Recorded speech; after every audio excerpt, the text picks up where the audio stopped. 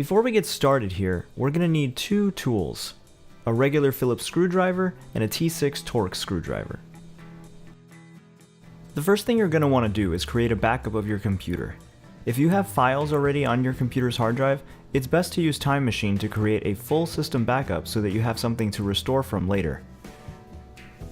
Once you have your backup squared away, the first thing you're going to want to do is unscrew the back plate of the MacBook. Remember to keep yourself grounded before you touch anything inside the MacBook. You can do this by using an anti-static wrist strap or by touching something metallic before you touch any of the electrical components.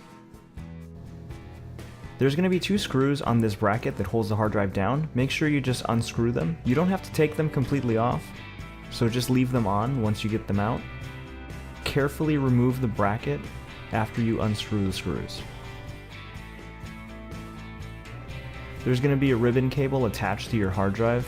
Just make sure you gently unplug it and leave the ribbon cable right inside the computer. Now you're going to want to remove the T6 screws that are on the side of the drive and save those for later because you're going to need them for your new drive as well. At this point you can begin to unbox your new solid-state drive. Take the 4 T6 screws from earlier and screw them into the side of the new drive. You might want to also reapply the tape that was on your old drive, just so that you have an easier time removing it in the event that you have to replace it. Just go ahead and pop that drive right back into the slot, and then put the bracket back on, the right way of course. And then you can go ahead and screw it back in, nice and snug.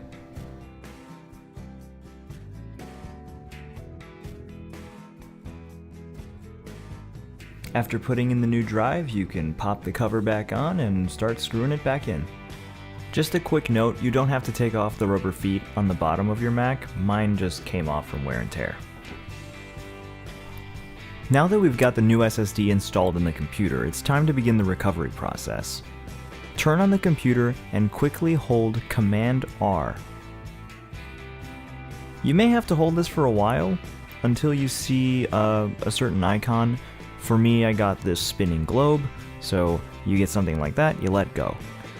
Once you get to the recovery, you should see macOS utilities pop up on the screen. You'd think we'd pick Restore Time Machine from Backup, but first we actually have to format your SSD, so go ahead and click on Disk Utility, and then hit Continue. Once you're in Disk Utility, locate your SSD, go ahead and make sure it's highlighted. Then you can go ahead and click Erase. Make sure you select macOS Extended Journaled as the format. You can name the hard drive whatever you like. You can leave it as untitled if you want. You can put SSD, as I did right here. It doesn't really matter, it's going to erase and be named OSX anyway, so just go ahead and hit Erase. So once we go back to the macOS utilities, we're going to click Restore Your System, hit Restore, click your backup drive that we made earlier. You're going to see the backup date, so just select the proper backup if you have multiple backups. So you're going to choose the destination. The destination is going to be your new solid-state drive, so go ahead and click the proper disk, hit Restore. And then you'll see this menu and just hit Continue, and this will begin the restoration process. And depending on how much data you have to transfer, this can take a while. Okay, once the restoration finishes, you'll see your new Macintosh HD and Disk Utility. For me, I have a 500 gig drive, as you can see. I have about 13 gigs used up and 480 something free.